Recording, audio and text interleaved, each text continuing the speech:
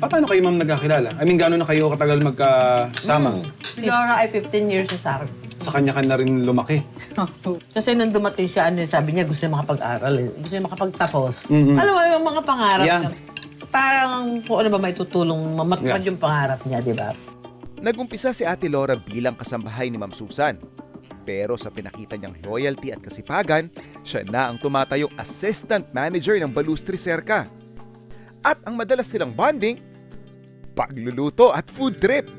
Natuto akong magluto, elementary pa lang ako, siguro mga grade 3. Marunong ako magsaing ng bigas kasi siyempre dati mahirap yung buhay. Noon, lagi kaming naiiwan sa bahay. Tapos kaming mga magkakapatid, tinuturuan kami kung paano magsaing para umalis man sila, marunong kami, hindi kami magugutom.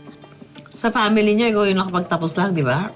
Merong... Una. Uy, sa ano yan? PUP yan, oh. Yung isa. PUP yan, Hello po, mga food explorers. Ako po, si Laura. Ngayon po, ako'y magluluto ng ginataang talbos ng balinghoy. Ito po siya yung talbos. Ang kukuhanin lang po natin is yung pinakatalbos po niya.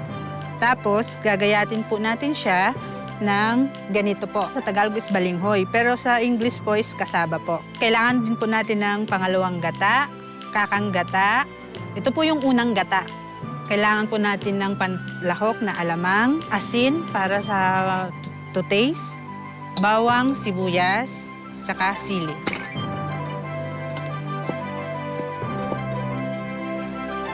Ito pong recipe na to, kinalakhan ko na po to kasi ito po yung madalas na niluluto ng aming tatay.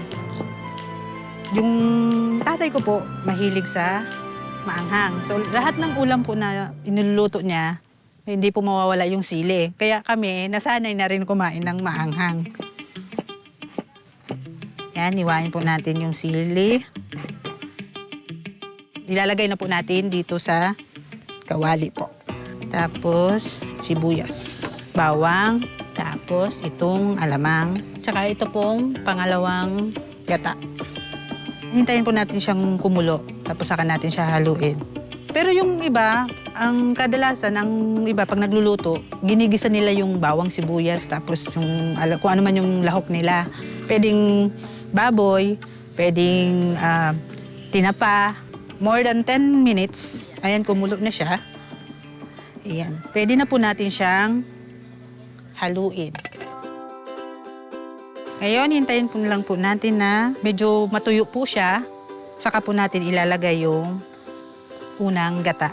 Hindi na po natin siya tatakpan para madali po siyang matuyo.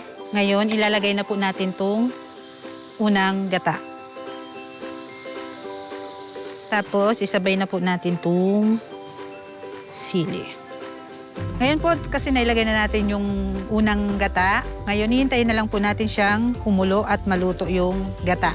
Tapos, isi-serve ko na po siya kay Ma'am Susan at Chef JR.